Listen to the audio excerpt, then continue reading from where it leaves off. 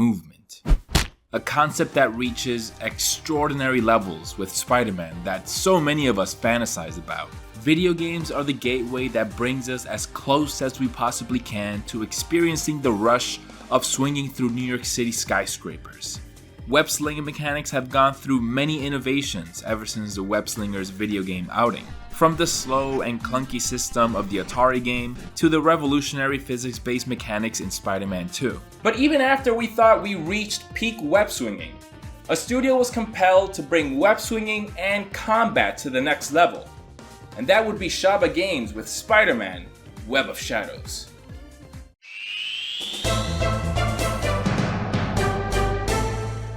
Around 2007, Spider-Man games were in dire states, let's put it.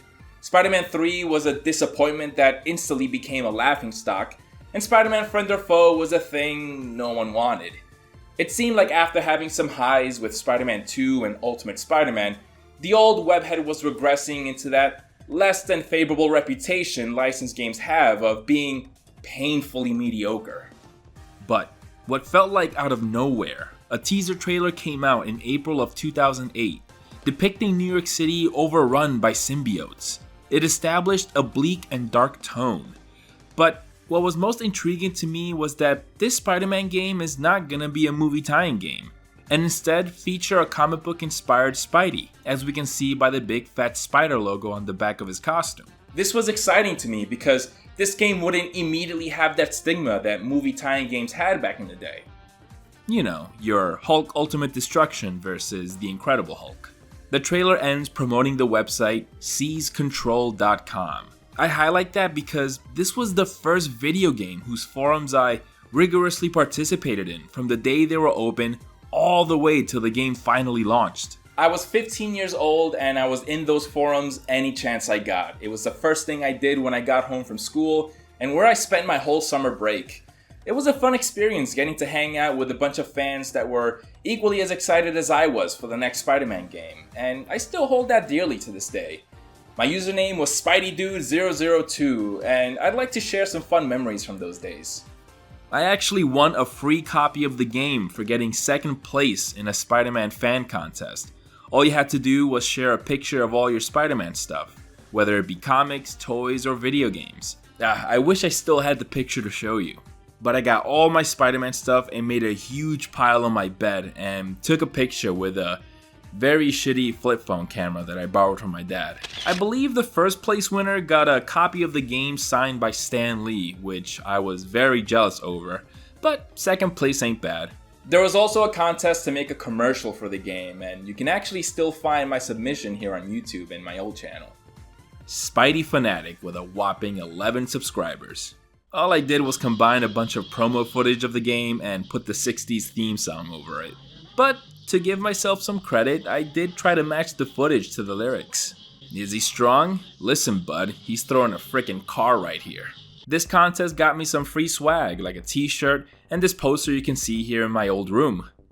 Don't mind the hair. Every now and then we got to ask the developers questions about the game, and I was shocked to find an archive of these Q&A threads on GameFAQs. And my questions are here. Yeah, here I am. How will XP... Why did I put experience in parentheses after XP, like for the layman, as if these developers don't know what XP stands for? This is embarrassing. I noticed in the trailer some orbs that Spidey... Did they censor something? What am I saying? Spidey sucks up. Yeah. Why are they censoring sucks up in this context? I'm not implying anything dirty, okay? I'm an innocent 15-year-old. You suck up orbs in video games, okay? You're the ones with your mind in the gutter, okay? I'm not implying Spidey sucking anything else, so I don't know why you guys censored that.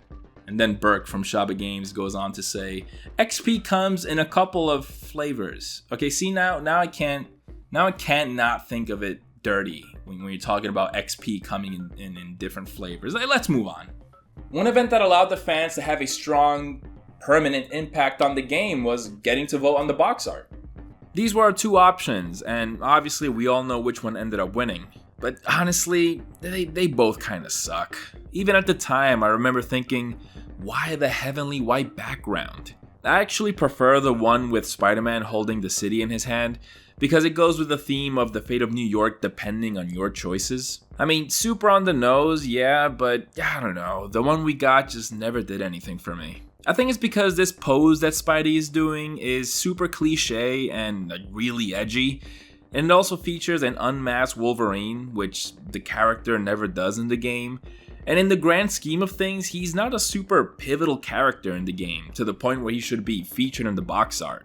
So it kind of feels like he's only here because they're banking on his popularity. Hanging out in the Spider-Man Web of Shadows forums was a really fun experience that made the road leading up to the game's release that much more exciting. And on October 21st, 2008, the wait would finally be over.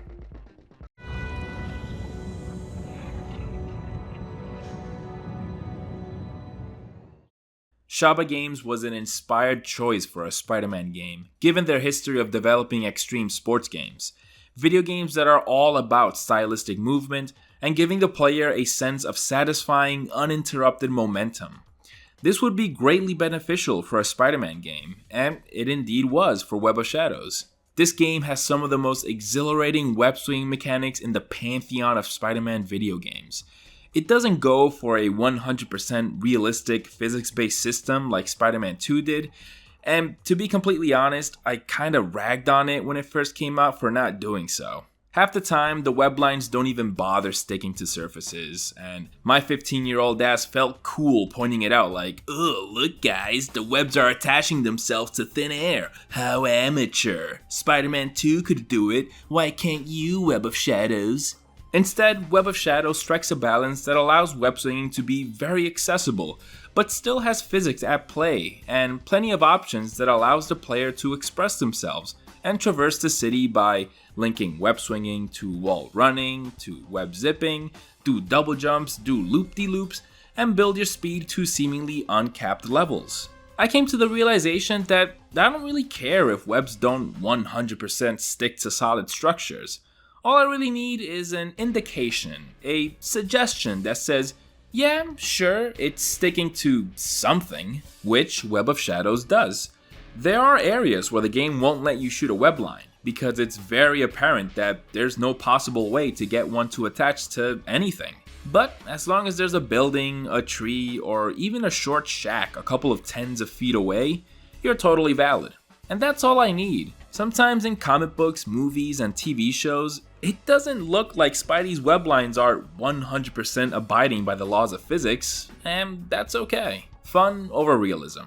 Web of Shadows has a perfect pastime for the player to practice and hone their traversal skills, and that's collecting the thousands of spider tokens scattered throughout the city. Much like the agility orbs in Crackdown, collecting these tokens is addicting, and I easily lost hours to doing so.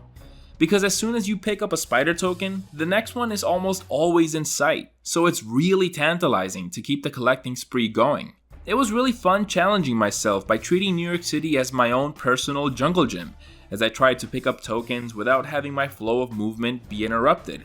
By utilizing things like wall running, wall jumping, and releasing my web line at just the right point that allowed the trajectory of my fall to land squarely on a spider token. Most satisfying of all is a jump mechanic that has Spidey launch himself and keeps that forward momentum going when you time a jump just as soon as you land on a surface. It never failed to give me that feeling in the pit of my stomach, like whenever I'm on a roller coaster. While collecting spider tokens became a fun side activity to pad out some of the game's runtime, the number of tokens is excessive. There are over 2,000 of them, and I checked out at around 900, I want to say. Collecting these tokens will upgrade your speed at certain thresholds, and it bums me out to realize that I didn't get to experience the game's max web swinging speed, but at a point, it just became too monotonous. Despite that, I still had a blast web swinging through the city, and I found myself booting up the game to shut my brain off and swing through the city. But really, you can't talk about web swinging in Spider-Man Web of Shadows without talking about combat in conjunction. And this is what makes this game stand out in the extensive library of video games based on the wall crawler.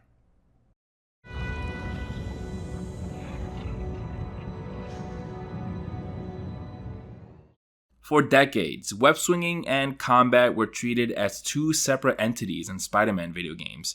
You had your web slinging and you had your on-ground combat. Sure, you had the occasional web swing kick and web balls you can shoot in midair, but that was about it. Shaba Games was the first studio to bring these two pillars of Spider-Man video games and marry them. So it's very possible to have this approach to combat scenarios where you just never stop moving. Combined with the web swinging mechanics that are already fantastic on their own, having these combat mechanics' core philosophy also be about stylistic forward momentum gives you this stew of kinetic action that I had never experienced before. We're not just talking about combining combat with web swinging only either, but also throwing in wall combat into the mix. Something you'd imagine would be disorienting and clunky as hell, but it's pulled off wonderfully. Web swinging, wall crawling, and combat all working together as one big system gives you what I consider to be the definitive take of bombastic action as Spider-Man in a video game. And a pivotal mechanic that brings this all together is the web strike. The web strike is to Web of Shadows as what physics-based web swinging is to Spider-Man 2, a revolutionary mechanic that changed Spider-Man games moving forward. There's been an iteration of the web strike in every Spider-Man game post Web of Shadows, but honestly, it peaked here. The web strike is a move that has Spidey shoot a web at a targeted enemy, then he pulls himself toward that enemy. From there, you can kick yourself off the enemy to keep your momentum going by continuing to web swing or web strike yourself to the next enemy. But you can also toss your enemy, cancel the web strike to transition into a combo, or pull off devastating attacks if you time them just right. What makes the web strike mechanic so great is how seamless and fluid going down all these different paths is. Initiating the web strike itself is smooth and intuitive. All it takes is a single button press and you're off to the races. Whatever Shaba Games did under the hood for this system is pure magic, because the game always seems to know exactly which enemy I mean to web strike, even when I'm in the midst of like 6 to 10 enemies. It's not perfect, but it's pretty on point most of the time. The way the camera pulls back a bit, the brief period of slow-mo, and the punchy sound effect when you bounce off an enemy makes the web strike one of the most satisfying combat maneuvers I've ever experienced in a game. Enemy design is a huge factor that's just as important as the player character's combat mechanics. Shaba Games included enemy types that greatly support the movement-heavy approach of this game's gameplay loop. You have enemies with the ability to fly like the Vulturelings and mercenaries on gliders, symbiotes and mercs that can crawl on walls, and super weak one-shot type enemies that are pretty much cannon fodder for the player to use as a platform to continue their forward motion. When you have all those different enemy types together in the same combat scenario, you can seamlessly transition from ground combat to aerial combat and to wall combat, in really any order or combination you desire. It's not the easiest thing to pull off, but the capabilities to do so are very much there for you to do fluidly. Chaining all these kinds of attacks is not required by any means, which I go back and forth on whether that's a good thing or not. On the one hand, I like that Web of Shadows remains consistently accessible from beginning to end. You'll never hit a wall because of a drastic difficulty spike. The whole game is smooth sailing. On the other hand, I think asking the player to pull off tricky attack combos in order to break through an enemy's defenses would be a great incentive to force the player to utilize all of the attacks at their disposal, to show off just how flexible, extensive, and flashy this game's combat and movement systems are. I really wish the game asked me to chain together an extensive combo to take out certain enemies, but most of the goons you fight don't take more than a handful of hits. Even the brute type symbiotes that look like they would be able to take a pounding. Yeah, you can continue an extensive combo long after the health bar is depleted, but at that point, it feels like overkill. Overkill is certainly a way to describe Spider-Man's fighting style in Web of Shadows. The animations go for an over-the-top, almost Platinum Games level of ludicrousness. Spider-Man will pummel enemies with his fists like an overcharged jackhammer, spin around like a top, and most ridiculous of all, but also best of all, use an enemy's face as a skateboard. All these attacks have flashy visual effects and thunderous sound effects that are right at home in a comic book game. The explosive effects are like the automatopoeia you would see on a comic book panel. I can't believe I've been talking this long without mentioning that you can instantaneously switch to the symbiote suit.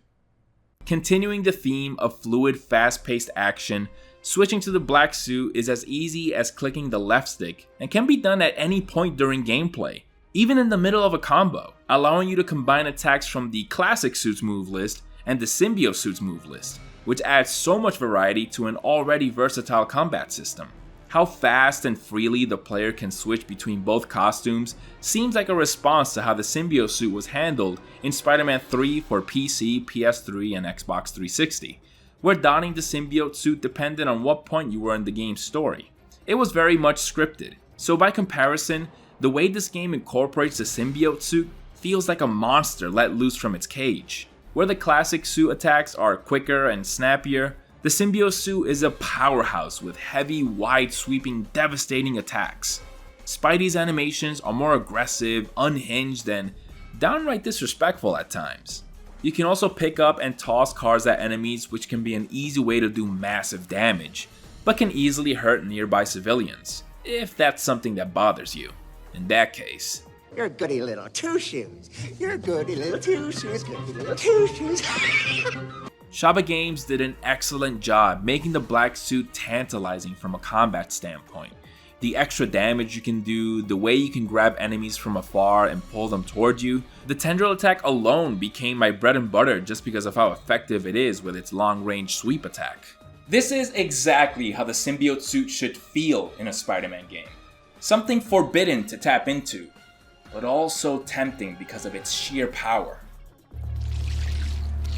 However, the way the symbiote element is handled from a story standpoint is very shallow. There's not much here to grasp besides some fun action sequences and cool character designs. Everything else is forgettable and lacks meaningful development.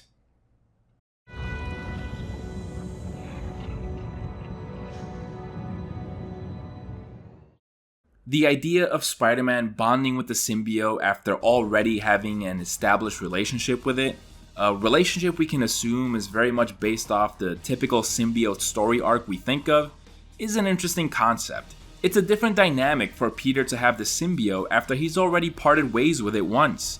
Normally, Peter even coming close to bonding with the symbiote again is a hard no. It has been done in recent comic book arcs, but the way it's handled here is underwhelming. We're thrown into the middle of it as it's already happening. It would have been interesting to see the character wrestle with this, or be pushed to a point where he feels like he has no choice but to accept something that would help him against insurmountable odds. But I can also see why the writers here made the reunion between Peter and the symbiote accidental and didn't spend a lot of time building up to this moment. The ability to switch back and forth between the two costumes is pretty much a selling point for this game, and would be best to introduce it to the player as early as possible. Leaving it up to the player how Peter's relationship with the symbiote will play out this time around is a fun way to let us insert our own headcanon in regards to how Peter will handle the symbiosis. Does he completely negate it because he knows the influence it can have on his aggression? Does he completely embrace it and doesn't allow anyone to even stand a chance against him? Or does he find a middle ground that keeps everyone guessing on whether he will lose himself to the darkness or stay in control and do what's right? It's really not as deep as I might be making it sound right now. When the game presents you with a good or evil choice, they come off as something a young teenager would write, with the evil choice being this hardcore edgy Peter Parker doing something extreme like, and then Spider-Man ripped Wolverine in half, or and then he teams up with Vulture because Vulture's a bad guy, so that's not cool. Web of Shadows won't present you with conundrums that have you questioning which is the lesser evil, like it's The Witcher 3 or something like that. Which it doesn't need to be. I mean, it's a comic book game, so it's fine that these choices are very much black and white, you know? Just to sort of have fun with a ridiculous moment you can laugh at with your friends. But this game's story is not good. The way the game opens with Spidey depressingly walking through the middle of a war zone with the Moonlight Sonata playing in the background as he hears voices from several supporting characters in his head is hilariously melodramatic. But it's a bold way to start the game. It's captivating. But once this opening sequence is over and we jump back in time, this game's poor pacing starts to rear its ugly face. Starting a story out of context and in the middle of when things have reached their lowest point is a technique that's commonly used.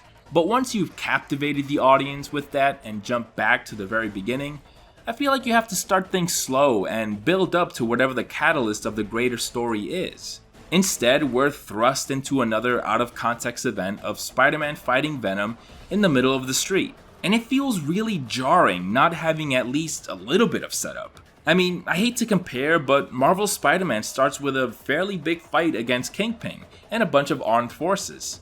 But before all that, we get a simple moment of Peter suiting up in his apartment. Sometimes this is all you really need. Neversoft Spider-Man. It's not more than a minute or so before we're off to the races, but we have a brief moment of Otto giving a speech and Peter in the crowd taking pictures on an everyday bugle assignment. Here we start and Venom is already on top of us. Jeez dude, at least wine and dine me first. It doesn't help that the first subplot we're thrown into is about a gang war that's painfully uninteresting.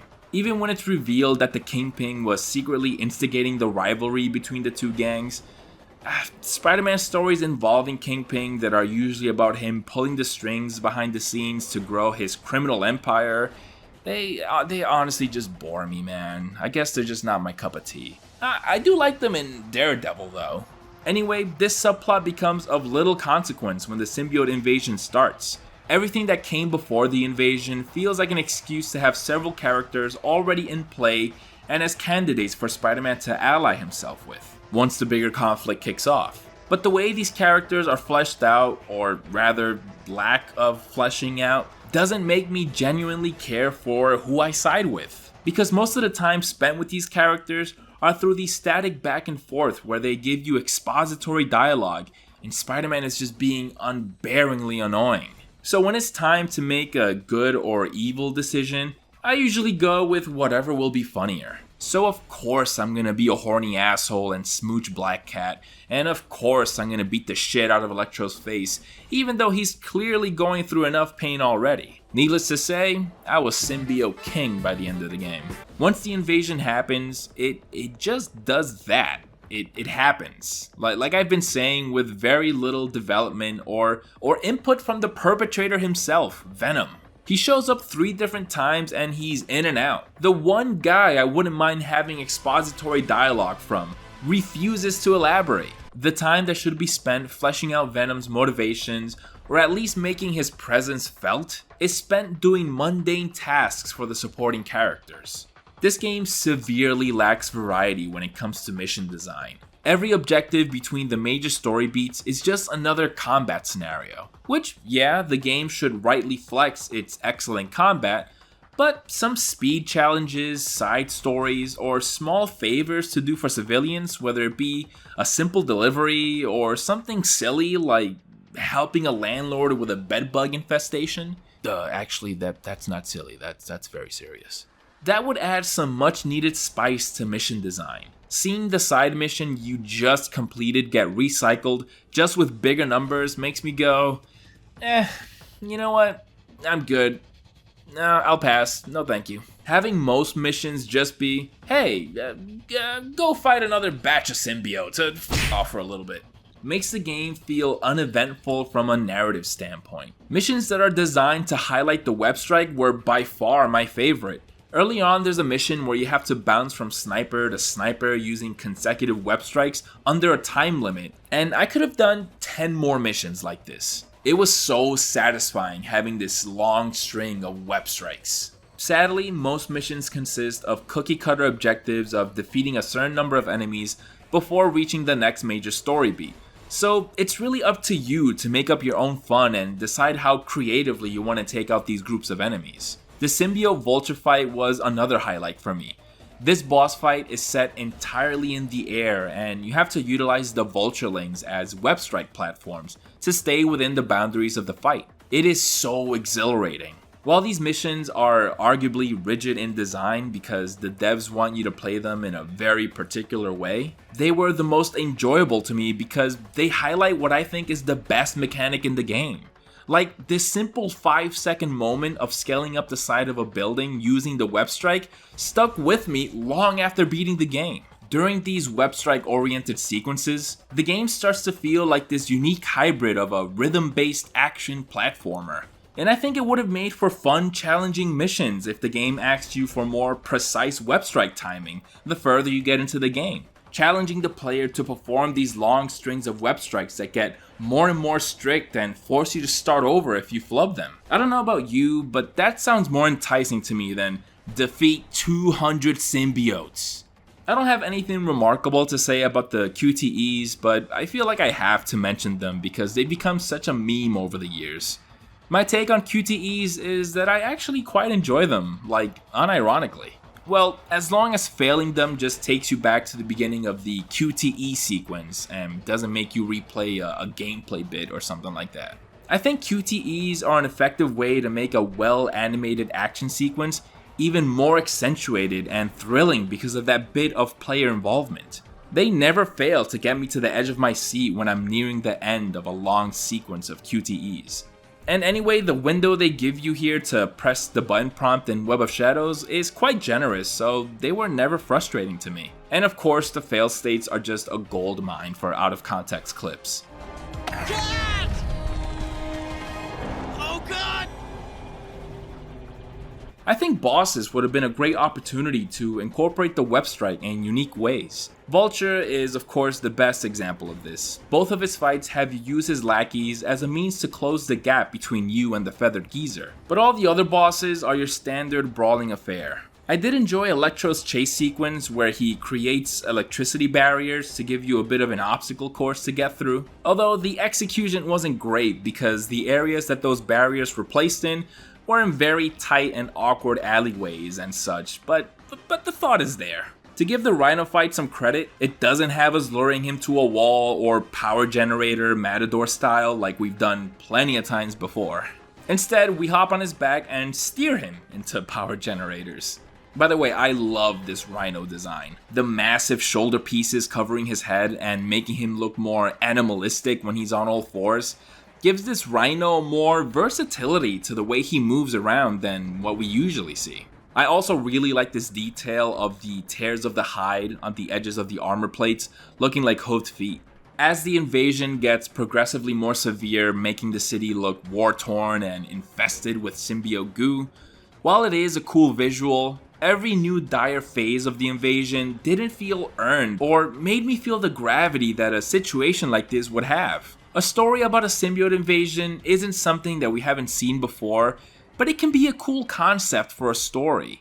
But that's how far it seems Shaba Games went with the idea, the conceptual stage. Then it built a game around it, but forgot to write a compelling story to go along with it. If anything, it gave us a bunch of cool designs for bosses and enemies like the ones you would see on DeviantArt. In a good way, I mean, not to downplay DeviantArt, I just mean that the enemies have very unique designs. Like the Electro enemy symbiote types are super creepy. By the way, like I just wanna go off on a tangent real quick. I think it's awesome that Web of Shadows gave us like a semi-horror tone for a Spider-Man game. Like some of these symbiote designs are actually like pretty scary. Like the Electro symbiotes have like a caved-in face. It looks like this abyss kind of thing. It's kind of creepy.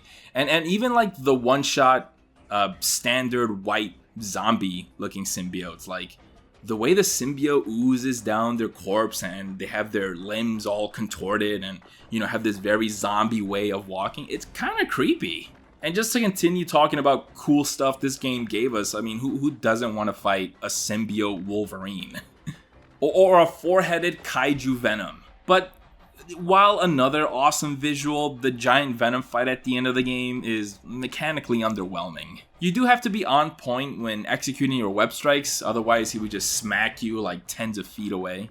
But that's pretty much it. It's a very simple fight that perhaps could have used multiple phases that use the scale of the monster to its advantage and do something more fun and creative. This moment where Eddie starts having an internal conflict and starts to realize the damage he's caused feels awkward to me. Because again, I know I'm beating a dead horse here, but we barely spend any time with him to develop his character. Sure, if you read the comics, you'd know that Venom eventually becomes an anti-hero instead of a straight-up villain, but my instinct when starting this game wasn't to take the character's comic history as a frame of reference. I took him as he was presented to me, a bad guy trying to do bad things. While there are a couple lines of dialogue that tell us the symbiote has completely taken over, I needed more time with Eddie for this valiant sacrifice he makes to really mean anything to me. With this game presenting you with choices along the way, naturally we're gonna have multiple endings that range from evil to slightly less evil to then good and finally goodest. The one with Black Cat and Spidey becoming king and queen of the symbiotes is just depressing and clearly nothing that would ever be taken as canon, but I do appreciate that the devs allowed the players to go there. The goodest ending wraps things up in a nice bow with a cheesy but cute moment between Peter and MJ. The good ending is the most compelling to me. It has Peter suffering the consequences of using the symbiote to gain the upper hand at times. MJ is pissed at him and has been seemingly ignoring our boy for a couple days. Bummer. You're in the doghouse now, dude. The slightly less evil ending has Peter being an utter creep and declares that he will win MJ back and won't take no for an answer. Jesus. This ending also has some sequel bait with Black Widow recruiting symbiote Wolverine to hunt down our evil Spider-Man. But I doubt this ending would ever be used as a basis for a sequel. There's no way an evil Spider-Man ending would ever be considered canon. But Wolverine's inclusion in this ending could have been a hint at things to come. Shaba Games did plan on developing a sequel to Web of Shadows, but it unfortunately never got to see the light of day.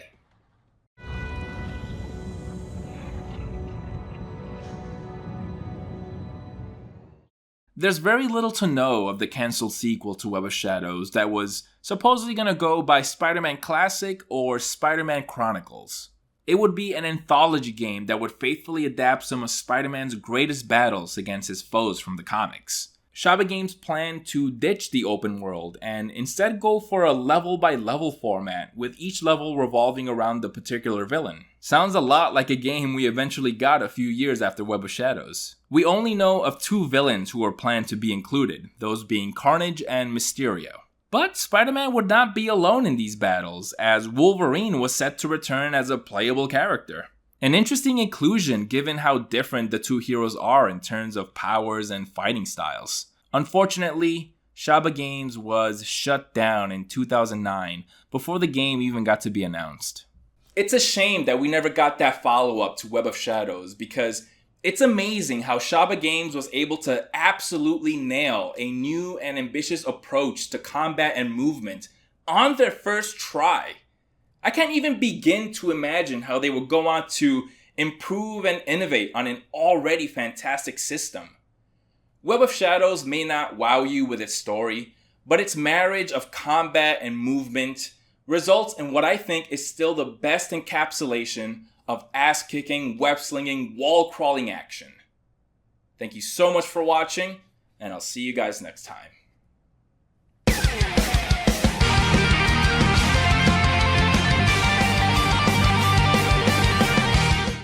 Special thanks to Samira Naji and Carlos Fontes for supporting at the top tier.